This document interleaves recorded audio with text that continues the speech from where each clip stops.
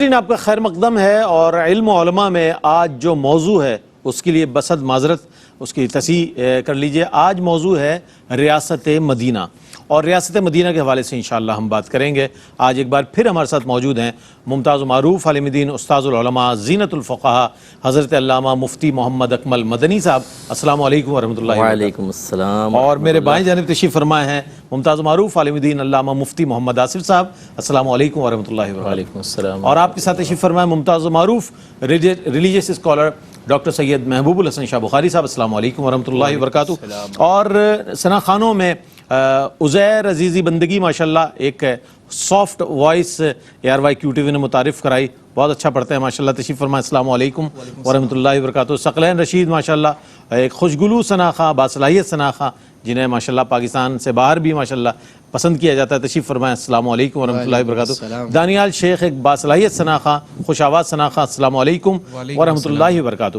ریاست مدینہ کے حوالے سے آج ہم بات کریں گے کہ وہ کیسی ریاست تھی کہ یہ جو مہاجرین تھے نبی کریم علیہ السلام کی پیروی میں، انہوں نے ہجرت کی اور مکے کو چھوڑا، اپنا گھر بار چھوڑا، کاروبار چھوڑا، اپنے تمام املاک کو چھوڑ کر اللہ اور اس کے رسول صلی اللہ علیہ وآلہ وسلم کے حکم پر مدینہ ہجرت کر گئے۔ اب یہ ایک ریاست بن رہی ہے، اور اس ریاست کی کیا خصوصیات ہیں، اس کے ریاست کے بننے میں کون کون سے مراحل سامنے آئے، اور نبی کریم علیہ السلام نے اپنی عظیم وہ کون سی حکمت عملی تھی جس کے تحت اسے ایک آئیڈیل اسلامک سوسائٹی کے طور پر پوری دنیا کے سامنے پیش کیا، جس کی آج بھی مثال پیش کی جا رہی ہے۔ اچھا مفتی صاحب، میں چاہتا ہوں اس پر ابتدائی کلمات فرمائیے گا کہ ریاست مدینہ کا قیام کس طرح عمل میں آیا، اس کا پس منظر کیا تھا؟ اعوذ باللہ من الشیطان الرجیم، بسم اللہ الرحمن الرحیم۔ دیکھیں، چونکہ نبی کریم صلی اللہ علیہ وسلم کے اعلان نبوت کے بعد کفار عقائد باطلہ پر قائم تھے، تو انہوں نے نبی کریم صلی اللہ علیہ وسلم کے لیے بھی بظاہر اور دیگر صحابہ کرام کے لیے عرصہ حیات کو تنگ کر دیا کہ وہاں پر آزادانہ عبادات تو دور کی بات، تبلیغ دین بھی انسان نہیں کر سکتا تھا، اور اگر ایک دفعہ معلوم ہو جاتا کہ کوئی مسلمان ہوا ہے تو اس کے لیے آزادی سے سانس لینا مشکل کر دیا جاتا تھا۔ شعب ابی طالب کے اندر جو 3 سال نبی کریم صلی اللہ علیہ وسلم نے گزارے، وہ بھی اس کی ایک مثال تھی۔ تو رحمت کونین صلی اللہ علیہ وسلم کی یہ خواہش تھی، اور ہر ایک جو اچھا لیڈر ہے وہ سب سے پہلے اپنے لیے ایک مرکز چاہتا ہے کہ جہاں پر وہ آزادانہ طور پہ اپنے موقف کو بیان کر سکے، تبلیغ دین کر سکے، یا اگر دنیا کا بھی کوئی لیڈر ہے تو وہ چاہتا ہے کہ مرکز ہو جہاں پر وہ آزادانہ اپنی ایکٹیویٹیز کو جاری رکھ سکے۔ تو نبی کریم صلی اللہ علیہ وسلم چونکہ چھپ کر وادی عقبہ میں بیعت فرماتے تھے، جو باہر سے آتے تھے، تو انصار وہاں حاضر ہوئے، بیعت کی، اور پھر انہوں نے جب یہ صورتحال اچھی طرح ملاحظہ کی تو نبی کریم صلی اللہ علیہ وسلم کو پیشکش کی کہ آپ ہمارے پاس آئیے، اور معاہدہ یہی ہوا کہ مدینے میں ہم آپ کا دفاع کریں گے۔ باہر کا ایگریمنٹ نہیں تھا، مدینے میں دفاع کریں گے، اور جو تیر آپ پر چلیں گے پہلے ہمارے سینے پر آئیں گے، پھر آپ تک پہنچیں گے۔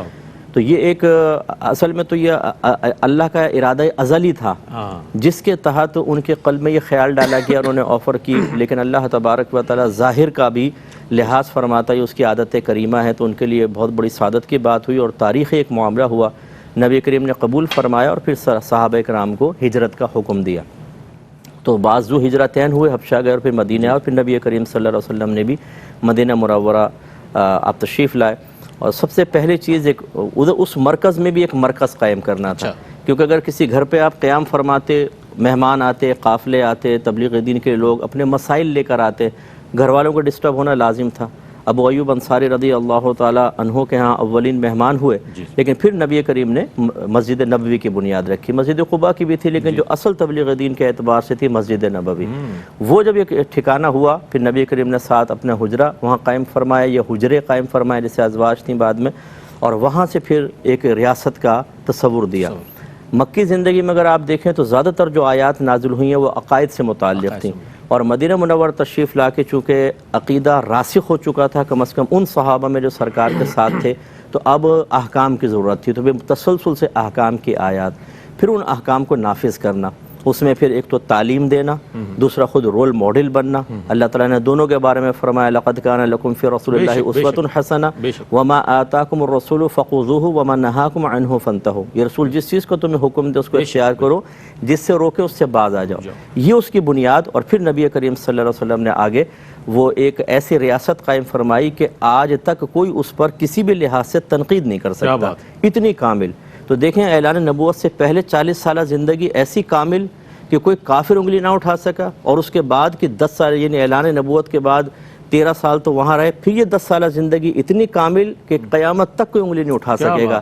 یہ ریاست مدینہ کا قیام، اور پھر جس نے قیام کیا یہ اس کی برکت اور فضیلت کا عالم۔ کمال انداز میں مفتی صاحب نے ہمارے سوال کا جواب عنایت فرمایا، مکی زندگی کو بہت جامع اور مختصر انداز میں مدنی زندگی تک لے کر، اور مدنی زندگی میں جو اقدامات ہوئے انشاءاللہ اس کے حوالے سے مزید آگے بات کریں گے کہ کس طرح یہ ریاست جو ہے ریاست مدینہ ایک آئیڈیل اسلامک سوسائٹی بنی، اور اس میں نبی کریم علیہ السلام نے کیا کیا اقدامات فرمائے، اس پر بات کریں گے انشاءاللہ۔ حمد رب جلیل شامل کرتے ہیں، ہمارے ثنا خاں بارگاہ رب العزت میں ہدیہ حمد پیش کریں گے۔ کرم ہو کرم میرے مولا، کرم ہو کرم میرے مولا، کرم ہو کرم میرے مولا، کرم ہو کرم تجھ سے فریاد کرتے ہیں ہم، تجھ سے فریاد کرتے ہیں ہم،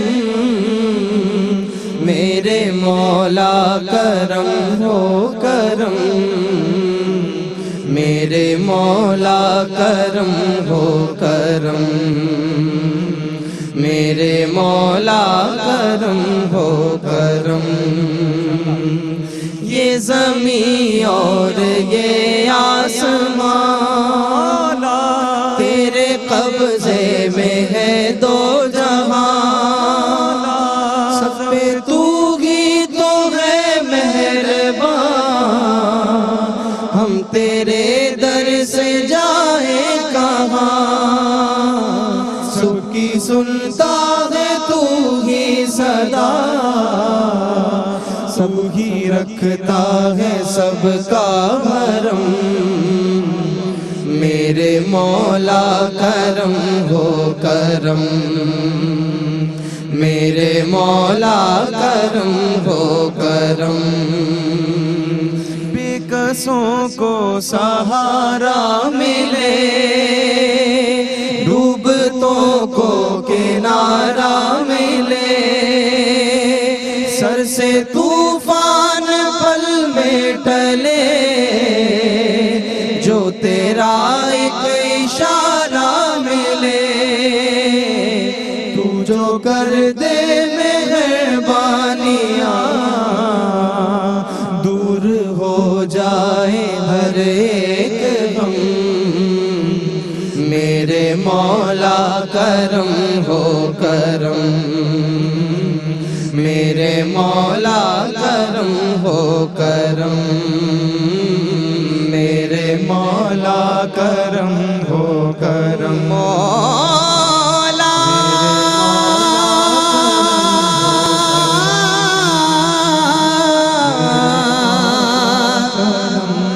مولا مولا مولا۔ ناظرین آپ کا خیر مقدم ہے، آج ریاست مدینہ ہمارا موضوع ہے، اور اس پر قبلہ مفتی محمد اکمل مدنی صاحب نے بہت عمدہ مختصر لیکن جامع کلام فرمایا کہ آیا اس کا قیام کیسے عمل میں آیا۔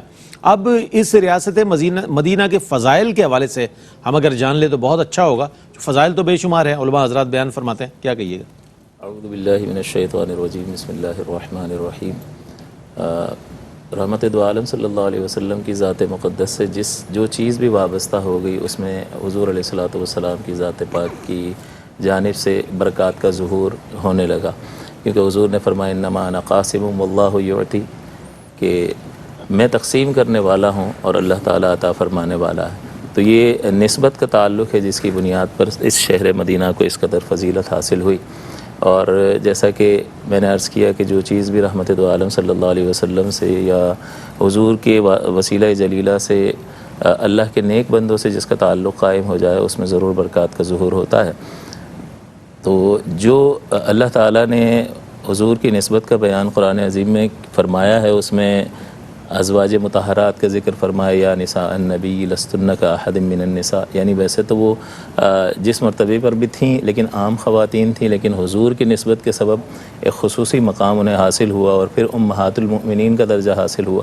اسی طرح سے اہل بیت کو دیکھیں تو حضور کی نسبت کی وجہ سے اللہ کا ارادہ کہ رجس کو دور فرمانا اور یطہرکم تطہیرا، خوب پاک کر دینے کا ارادہ، یہ بھی حضور علیہ الصلوۃ والسلام کی نسبت کی جانب کمال جو ہے وہ اشارہ بلکہ یہ واضح دلالت ہے کہ حضور کی برکات کے سبب یہ سارے ثمرات ہیں۔ اسی طرح سے حضور صلی اللہ علیہ وسلم جب مکہ مکرمہ میں تھے تو اللہ تعالیٰ نے مکہ مکرمہ کی قسم یاد فرمائی، لا اقسم بہذا البلد وانت حل بہذا البلد، کہ محبوب ہمیں اس شہر مکہ کی قسم، اور شہر مکہ کی قسم اس لیے کہ تو اس شہر میں جلوہ فرما، ووالد وما ولد، اور تیرے ہر اس جد کی قسم جس کی پشت میں تیرا نور جلوہ گر رہا، وما ولد، اور اس کی قسم کہ جس کا میلاد ہوا۔ تو یہ حضور علیہ الصلوۃ والسلام کی جو نسبتیں، اسی طرح سے امت کو بھی فرمایا خیر امت، تو یہ جو بہترین امت ہے یہ اسی لیے ہے کہ رحمت دو عالم صلی اللہ علیہ وسلم جو سید الانبیاء ہیں ان کی جانب منسوب ہونے کے اعتبار سے یہ بہترین امت قرار دی گئی۔ یہی وجہ ہے کہ جو شہر حضور علیہ الصلوۃ والسلام نے تبلیغ دین کے لیے ایک مرکزی حیثیت کے اختیار کرنے کے لیے، ایک ریاست کے قیام کے لیے جس شہر کو پسند فرمایا وہ مدینہ ہے، کہ جس کو پہلے یثرب کہا جاتا تھا اور بیماریوں کا گھر کہا جاتا تھا، اسے جو ہے حضور نے طیبہ بنا دیا۔ اور اللہ تعالیٰ کی وحی کے مطابق حدیثوں میں آتا ہے کہ ایک حدیث پاک میں آیا کہ اس کا نام اللہ تعالیٰ نے طابہ رکھا، یعنی پاکیزہ مقام اور طہارت کا مقام۔ اسی طرح سے حضور صلی اللہ علیہ وسلم نے اس مدینہ کی فضیلت کو بیان کرتے ہوئے فرمایا کہ اللہ تعالیٰ نے میری دعا کے سبب اسے حرم بنا دیا، لہٰذا وہ مکہ بھی حرم اور یہ بھی حرمین طیبین کے نام سے، تو اللہ تعالیٰ نے اسے حرم حضور کی دعا کی برکت سے، اور حضور صلی اللہ علیہ وسلم نے فرمایا کہ میری اس مسجد نبوی میں ایک نماز جو ہے 1000 نمازوں کے برابر ہے، مگر یہ کہ مسجد الحرام کا استثناء ہے۔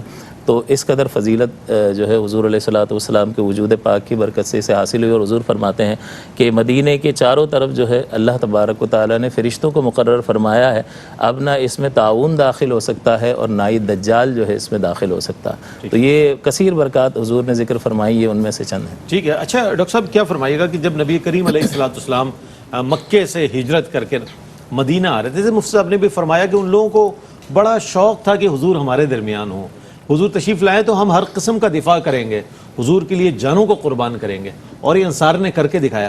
تو حضور علیہ الصلوۃ والسلام جب مدینہ تشریف لے گئے تو اہل مدینہ کا کیا انداز تھا استقبال کرنے کا؟ میں چاہتا ہوں اس پر کچھ کلام فرمائیے۔ بسم اللہ الرحمن الرحیم۔ بنیادی طور پر اسلام کو ایک ایسے مرکز کی ضرورت تھی جہاں پر اسلام اور اللہ رب العزت کے احکامات کی تنفیذ ممکن ہو، اور مکہ کے 13 سال میں ہم نے یہ دیکھ لیا تھا کہ وہاں پر اس طرح کا موقع نہیں ملا۔ تو چنانچہ جو مختلف مواقع پر بالخصوص حج کے موقع پر حضور اکرم صلی اللہ تعالیٰ علیہ وسلم نے جب دعوت دی تو اس میں سے اہل مدینہ نے دعوت کو قبول کیا اور آپ کو پیشکش بھی کی کہ آپ وہاں پر تشریف لائیں، ہم آپ کا دفاع بھی کریں گے، آپ کی مدد اور نصرت بھی کریں گے، اور اس دین کو پھیلانے میں اہم کردار ادا کریں گے۔ تو حضور اکرم صلی اللہ تعالیٰ علیہ وسلم اللہ رب العزت کی منشا، آپ کی مرضی اور آپ کے حکم کے مطابق اس بات کو لے کر چلتے ہیں اور ہجرت کا ارادہ فرماتے ہیں۔ ہجرت کر کے جب آپ تشریف لاتے ہیں تو مدینۃ المنورہ سے باہر ایک وادی ہے جسے ہم قباء کہتے ہیں۔ آج بھی آپ جائیں تو مسجد قباء میں آپ 2 رکعت نماز نوافل ادا کرتے ہیں، جس کا عمرے کے برابر کا ثواب ہے حدیث مبارکہ کے مطابق۔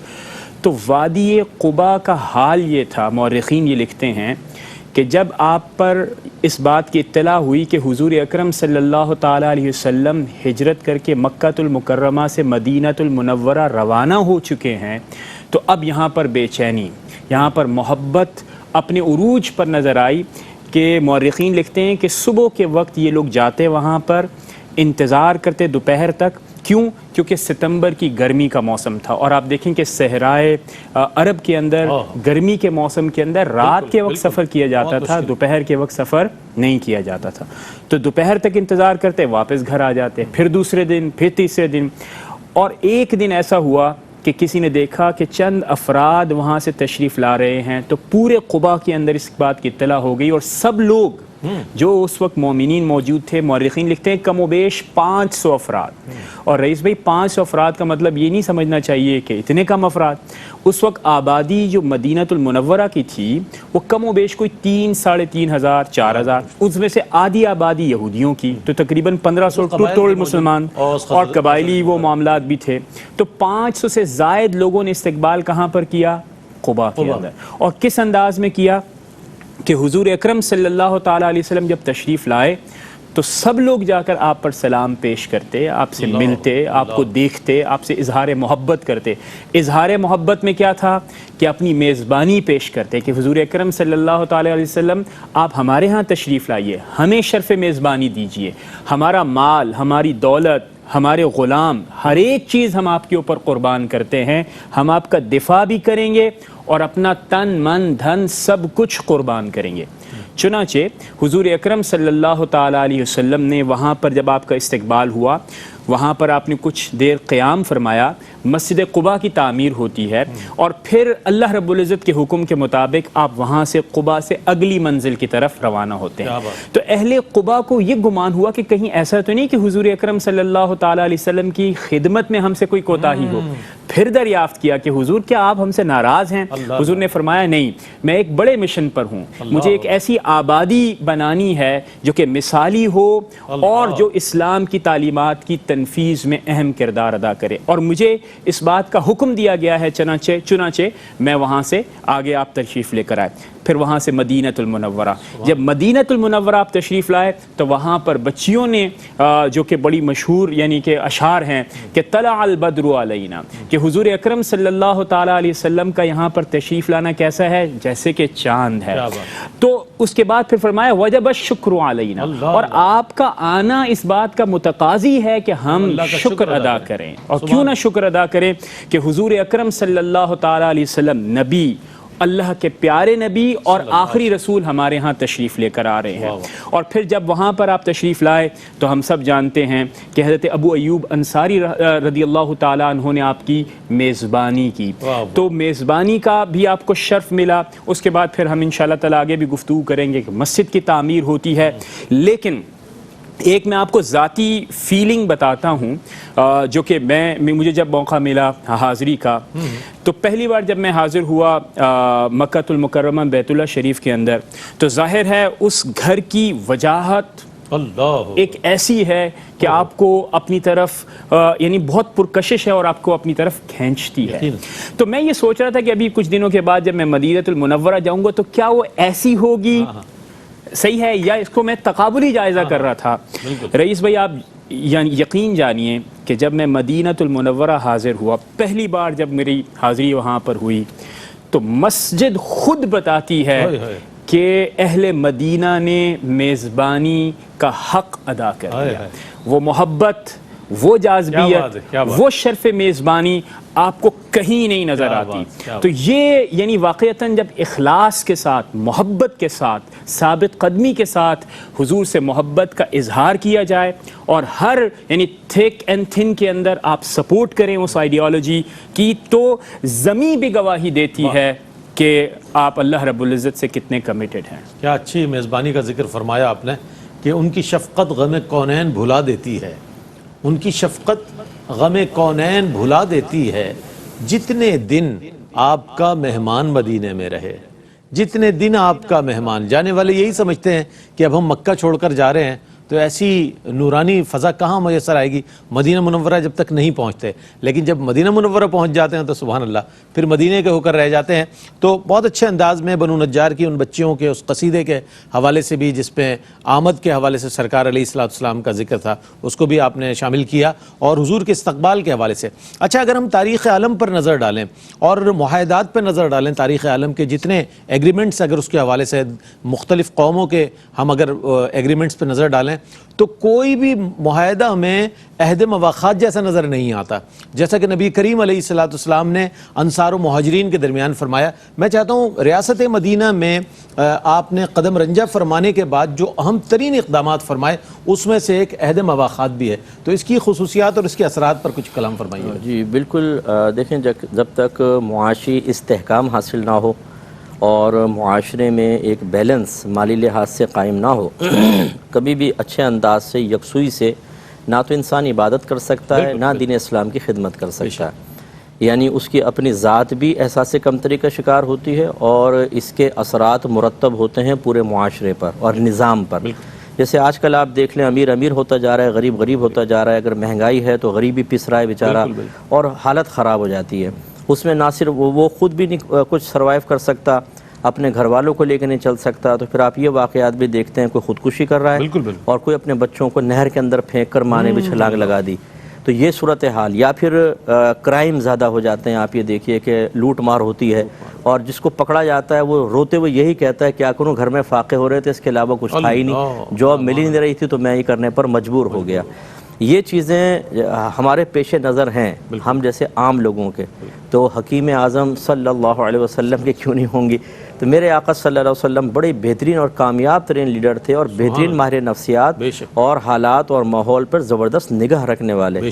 آپ تشریف لائے، اب وہ صحابہ، ایک تو یہ جو ہم نے ایک منظر کشی کی یہ، اور دوسرا وہ صحابہ جو وہاں سے اپنے کاروبار چھوڑ کر آئے تھے، وہاں ان کی برادری تھی، وہاں ان کی وادیاں مویشیوں سے بھری ہوئی ہیں، ان کے باغات میں درخت پھلوں سے لدے ہوئے ہیں، کھجوریں اور میٹھے پانی کے چشمے، اور ان کے جو مداربت اور ویسے وہ تجارت کرتے تھے وہ ساز و سامان بھرا ہوا ہے، اور نبی کریم کا حکم یہ ہے کہ کوئی سامان ساتھ نہیں لینا، چپ چاپ نکلیں آپ۔ اب ان کا چھوڑ کر یہاں پر آنا یہ کوئی معمولی چیز نہیں ہے۔ میرا بیان کرنا آسان ہے، ہمارا سب کا سننا آسان ہے، لیکن جب انسان پریکٹیکل کی طرف آتا ہے تو پتہ چلتا ہے۔ اس وقت پھر نبی کریم صلی اللہ علیہ وسلم نے بہترین یہ حکیمانہ قدم اٹھایا کہ اگر آپ ایسا نہ کرتے تو لازمی سی بات تھی کہ جو یہاں آئے ہیں وہ بنیادی ضروریات کے لیے بھی پریشان ہوتے۔ اپنے طور پہ کوئی مدد کر دیتا الگ بات ہے، لیکن جب ریاست کی طرف سے انتظام ہوتا ہے وہ ہوتا ہے زبردست پرفیکٹ انتظام۔ لہذا نبی کریم صلی اللہ علیہ وسلم نے پھر انصار سے فرمایا کہ اپنے ایک مہاجر بھائی کو اپنا بھائی بناؤ اور اپنا آدھا مال اس کو دے دو۔ اللہ، دیکھیں کتنی بڑی بات ہے کہ ایک تو انہوں نے اتنی بڑی قربانی دی۔ میں اکثر یہ عرض کرتا ہوں ذرا غور کریں، نبی کریم کو ٹھہرانے کا مطلب پورے معاشرے کو اپنا دشمن بنا لینا۔ جو ان کی کاروباری ڈیلنگز تھی وہ متاثر ہوئیں، اس کے علاوہ ان کو جان کا خوف، پہلے آزادانہ پرامن طریقے سے آتے جاتے تھے، اب یہ خوف کہ ہم پہ حملہ ہو سکتا ہے کوئی دشمن، کیونکہ نبی کریم کا دشمن ان کا دشمن۔ اب اس ماحول کے باوجود جب سرکار نے یہ بات بیان فرمائی تو ذرہ برابر ان کی پیشانیوں پہ بل نہیں آیا۔ لبیک یا رسول اللہ، حاضر ہیں، بالکل۔ ہمارے یہاں اگر کوئی پیر صاحب کہتے ہیں کہ دیکھو بیٹا تمہارا ایک پیر بھائی لاہور سے یہاں پر آ رہا ہے، تنگ دست ہے، تمہارے پاس کتنا پیسہ ہے؟ جی 50 لاکھ، تو 25 لاکھ اسے دے دینا۔ تو ہم بھی اٹھ کے چل پڑتے۔ پیر صاحب کہتے بیٹا 25 لاکھ نہیں لے جا رہے ہو؟ ہم کہتے ہیں نہیں، پیر بدلنے جا رہا ہو۔ تو ہماری صورتحال یہ ہوتی۔ تو وہاں پر دیکھیے وہ ان کی قربانیاں دیکھیں۔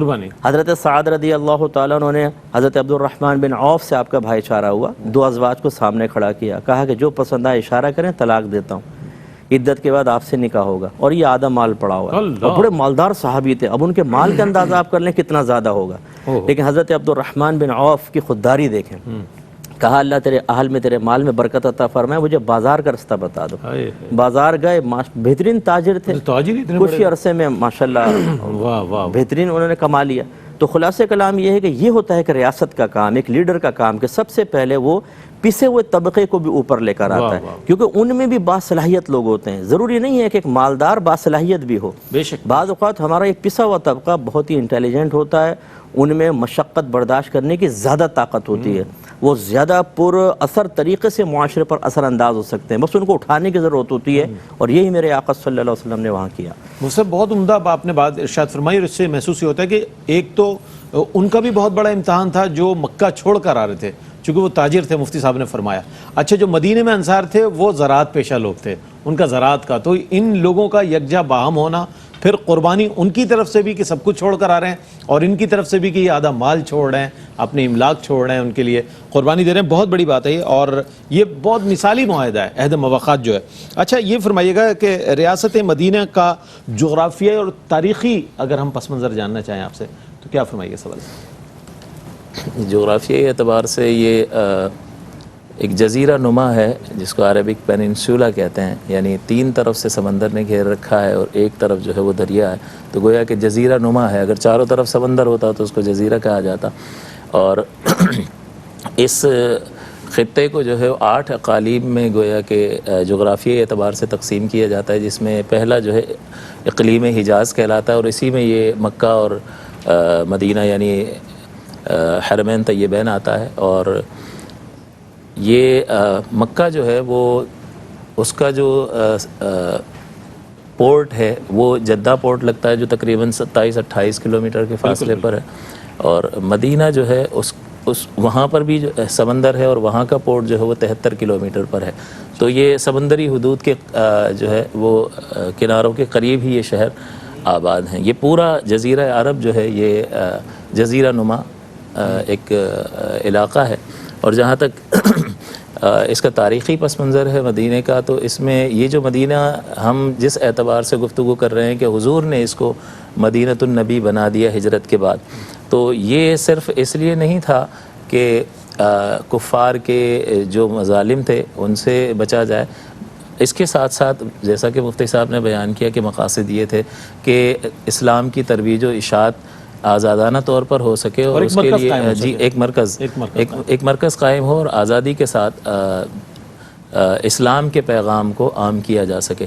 لہٰذا یہی وجہ ہے کہ جب رحمت دو عالم صلی اللہ علیہ وسلم نے ہجرت حبشہ کی بھی اجازت مرحمت فرمائی تو وہ بھی عارضی اجازت تھی، باوجود یہ کہ وہ نجاشی بڑا مہربان تھا اور اس نے ساری آسائشیں اور بالکل اجازت دی تھی، لیکن اس کے باوجود جب مدینہ کی ہجرت کا حکم ہوا تو وہاں سے بھی صحابہ کرام مہاجرین جو ہیں انہوں نے مدینہ کی طرف ہجرت کی. تو وہ بھی جو حضور نے ہجرت کی اجازت مرحمت فرمائی تھی وہ بھی عارضی تھی، اور ایک ریاست کے قیام کا تصور جو ہے رحمت دو عالم صلی اللہ علیہ وسلم کے ذہن میں بھی تھا، اور جن لوگوں نے ہجرت کرنی تھی ان کے ذہن میں بھی تھا. اور اہل مکہ کو حضور دعوت دیتے رہے کہ تم میری بات مان لو اور اللہ کے دین کو قبول کر لو تو تمام عرب کے علاقوں پر تمہارا کنٹرول ہو جائے گا. اور وہ اسی بات کو لے کر پریشان رہتے تھے کہ اگر ہم نے ان کی بات مان لی تو ہماری سیادت اور قیادت جو ہے وہ جاتی رہے گی.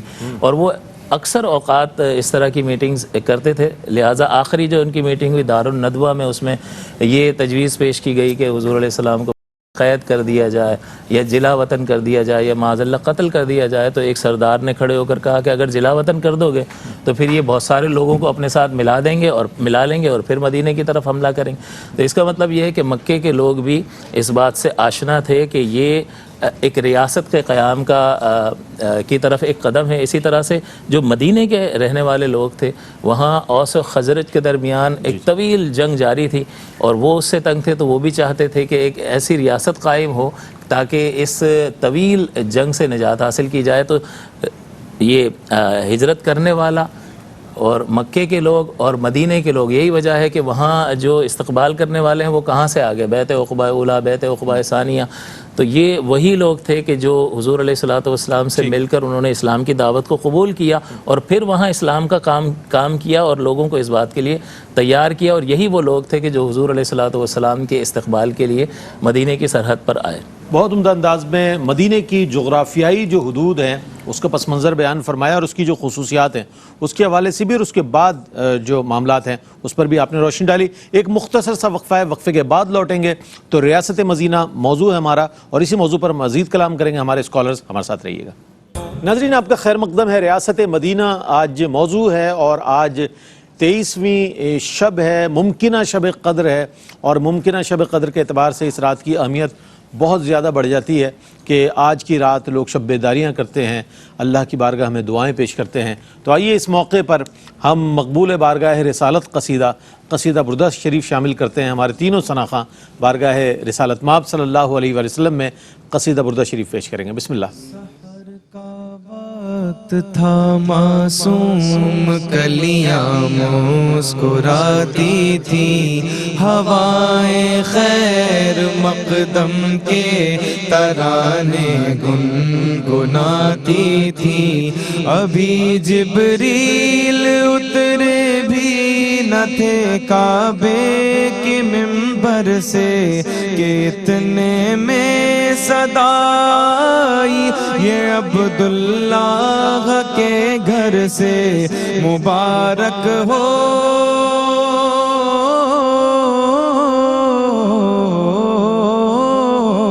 مبارک ہو شہ گھر دو سرا تشریف لے آئے، مبارک ہو محمد مصطفیٰ تشریف لے آئے، مولایا صلی وسلم دائماً ابداً علی حبیبک خیر الخلق کلہم، هو الحبیب الذی ترجى شفاعته، هو الحبيب الذي ترجى شفاعته، لكل حول من الأحوال مقتحم، مولاي صل وسلم دائما ابدا على حبيبك خير الخلق كلهم، جہاں بھی ہو وہیں سے دو صدا سرکار سنتے ہیں، سر آئینہ سنتے ہیں، پس دیوار سنتے ہیں، میں صدقے جاؤں ان کی رحمت للعالمین کے، پکارو چاہے جتنی بار وہ ہر بار سنتے ہیں، محمد سید الکونین والثقلین، محمد سید الکونین والثقلین والفریقین من عرب ومن عجم، مولاي صل وسلم دائما ابدا، ثم الرضا عن ابي بكر وعن عمر، ثم الرضا عن ابي بكر وعن عمر وعن علي وعن عثمان ذي الكرم، مولاي صل وسلم دائما ابدا على حبيبك خير الخلق كلهم، سبحان اللہ سبحان اللہ۔ حضرت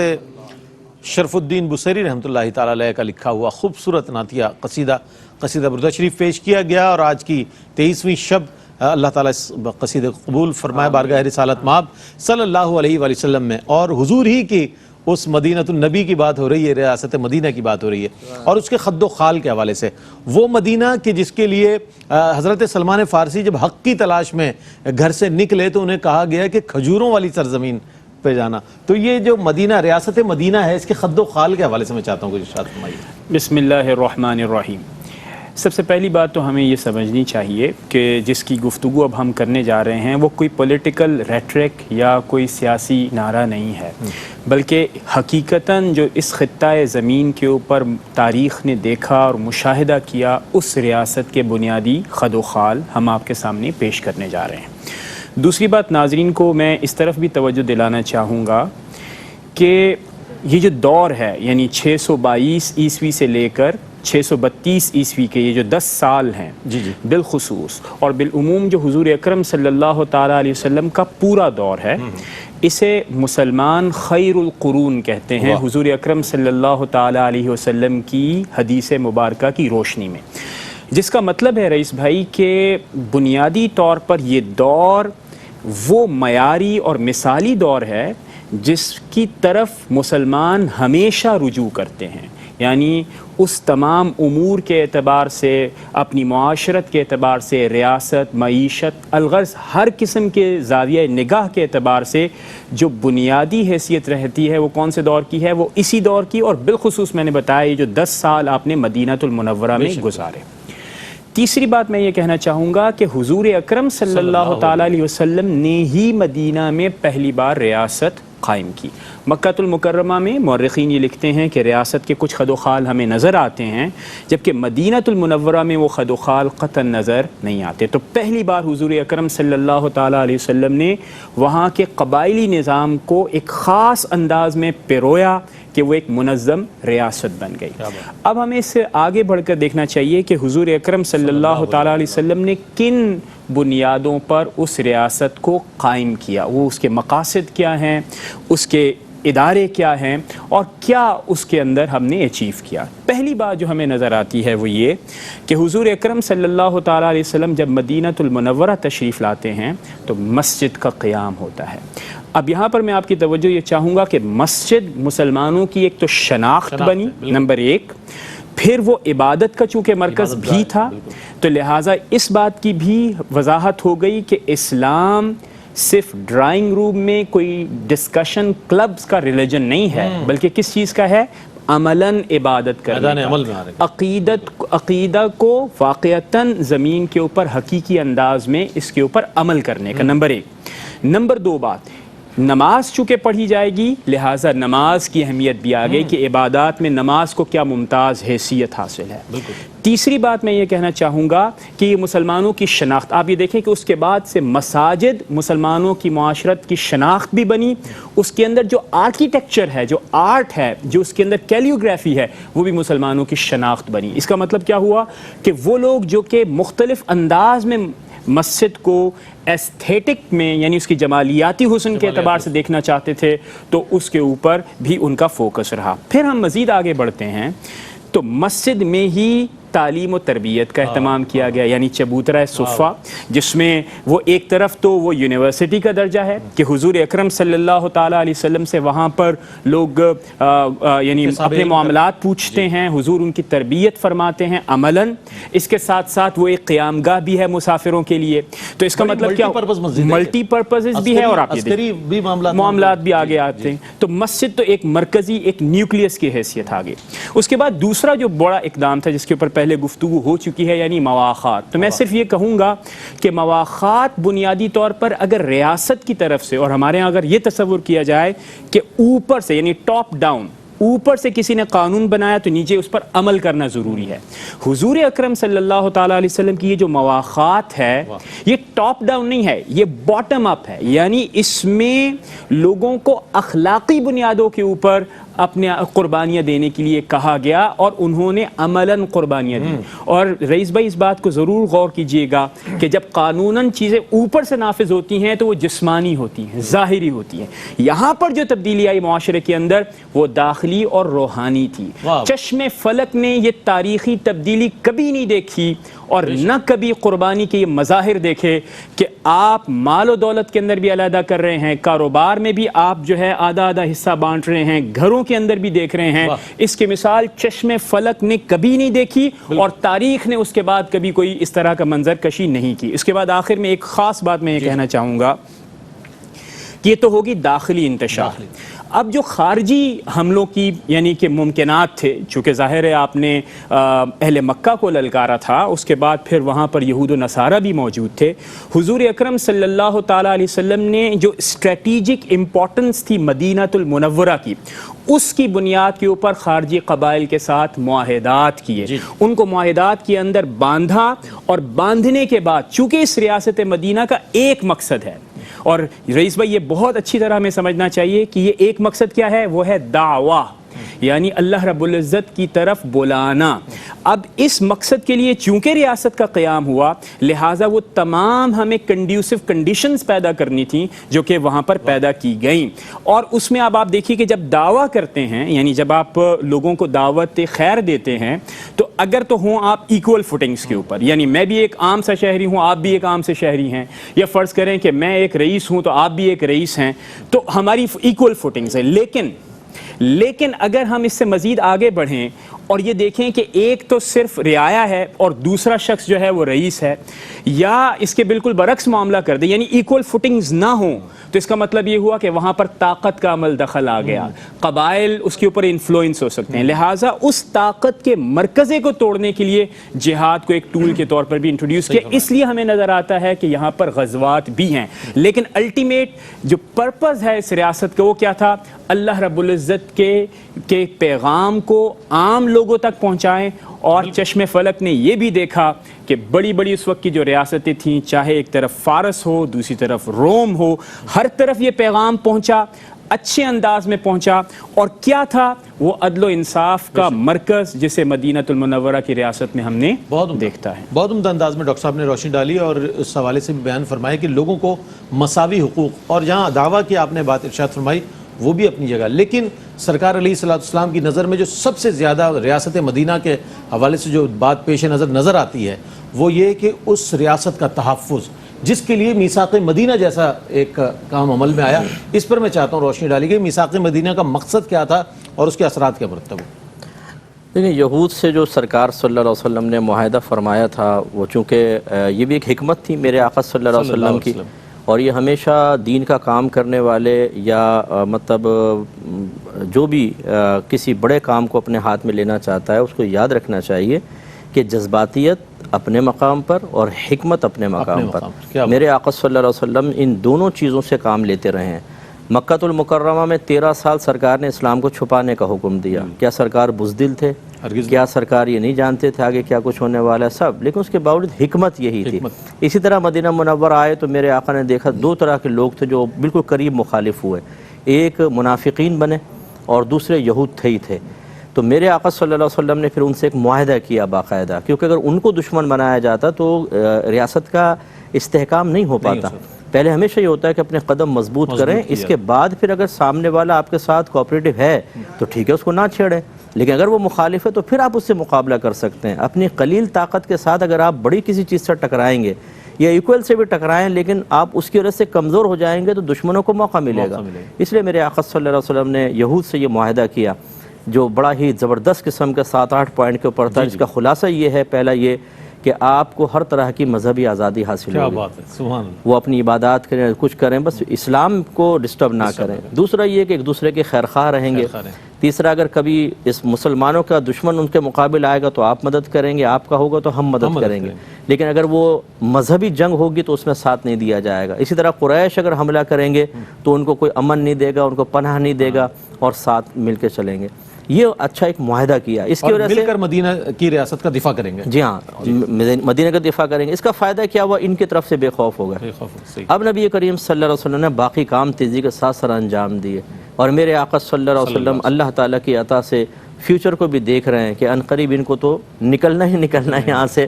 وہ اللہ نے آپ کو علوم غیبیہ کے دولت سے مالا مال کیا، اور پھر ایسے ہی انہوں نے بعد میں معاہدہ توڑا تو میرے آقا صلی اللہ علیہ وسلم نے ان کو جلا وطن کیا. اس سے ہمیں یہ سیکھنا چاہیے کہ خواہ کسی کو دشمن بنانا یہ مناسب نہیں ہے. بعض اوقات کسی غلط چیز کو بھی، غلط شخص کو بھی تھوڑی دیر برداشت کیا جاتا ہے.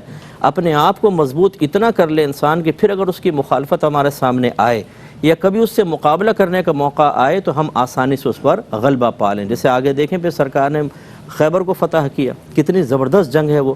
اور لیکن کیا طاقت جمع ہو گئی تھی نا.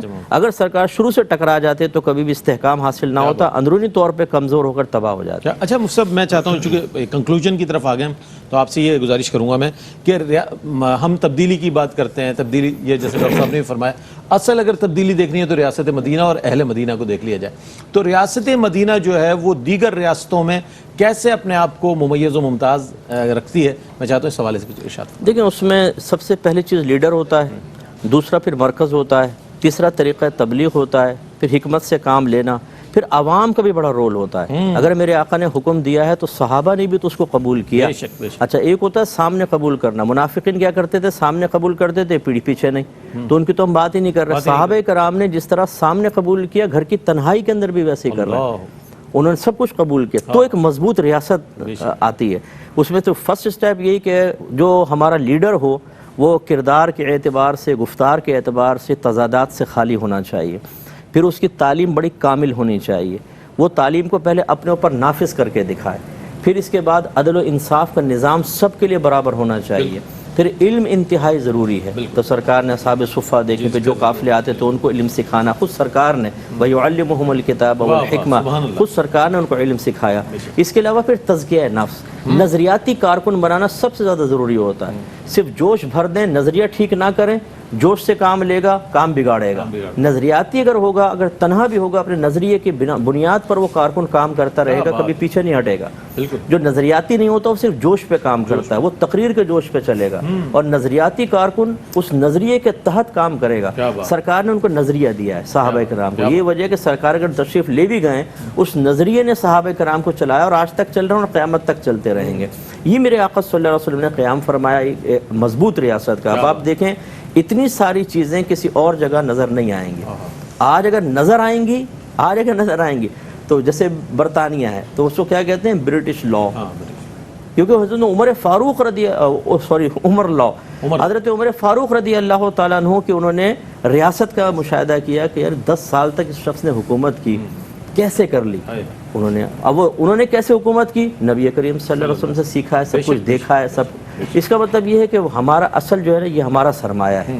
یہ الحکمت و دولت المومن جیسے کہتے ہیں نا کہ حکمت مومن کا گمشدہ مال ہے, ہمارے ہاتھ سے نکل گئی دوسروں کے ہاتھ میں. آج ہم ان کی مثالیں دیتے ہیں, ادھر دیکھو ادھر دیکھو ادھر دیکھو. اس سے پہلے دیکھو نا, وہاں سے میرے آقا سے چل کر آئیں. بہت عمدہ کلام فرمایا مفتی صاحب نے. ریاست مدینہ کے حوالے سے بہت بات ہوتی ہے, لیکن اصل جو ریاست مدینہ ہے اس کے خد و خال ہیں, اس کی جغرافیائی حدود اربع ہیں, اس کے علاوہ اس کی جو خصوصیات ہیں, اس کو ریاست مدینہ بنانے کے لیے جو اقدامات نبی مکرم نور مجسم سید عالم صلی اللہ علیہ وآلہ وسلم نے فرمائے, اس کے حوالے سے بات ہوئی. بہت عمدہ کلام فرمایا.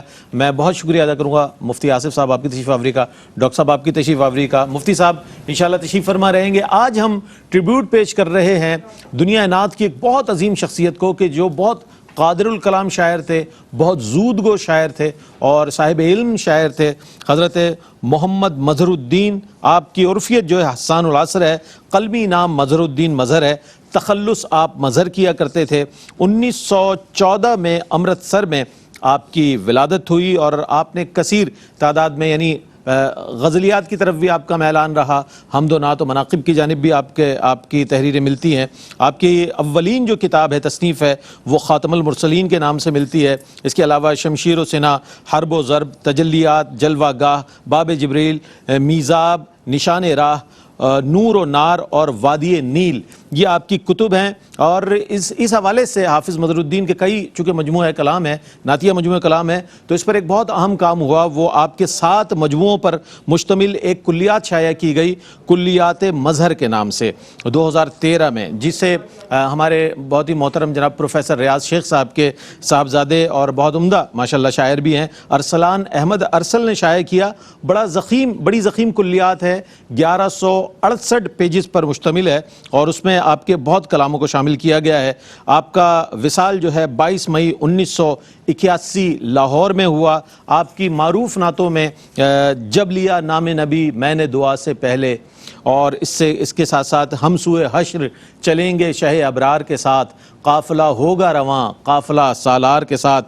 اور آپ کی تمام نعتیہ شاعری میں اگر کوئی ایک شعر ہم مثال کے طور پر پیش کرنا چاہیں جو تمام شاعری پر جس کا اثر نظر آتا ہے, وہ شعر ہے یہ تو طیبہ کی محبت کا اثر ہے ورنہ کون روتا ہے لپٹ کر در و دیوار کے ساتھ. آپ کے انشاءاللہ کلام کو شامل کیا جائے گا اور آپ کے منتخب وہ کلام جو آپ نے سنے نہیں ہوں گے انشاءاللہ وہ بھی شامل کریں گے تاکہ آپ کو اندازہ ہو کہ کتنے بڑے شاعر کو آج ہم ٹریبیوٹ پیش کر رہے ہیں. میں شکریہ ادا کروں گا اپنے مہمانان گرامی کا. ایک مختصر سا وقفہ ہے, وقفے کے بعد لوٹتے ہیں, نعت ہی نعت میں آپ سے ملاقات ہوتی ہے.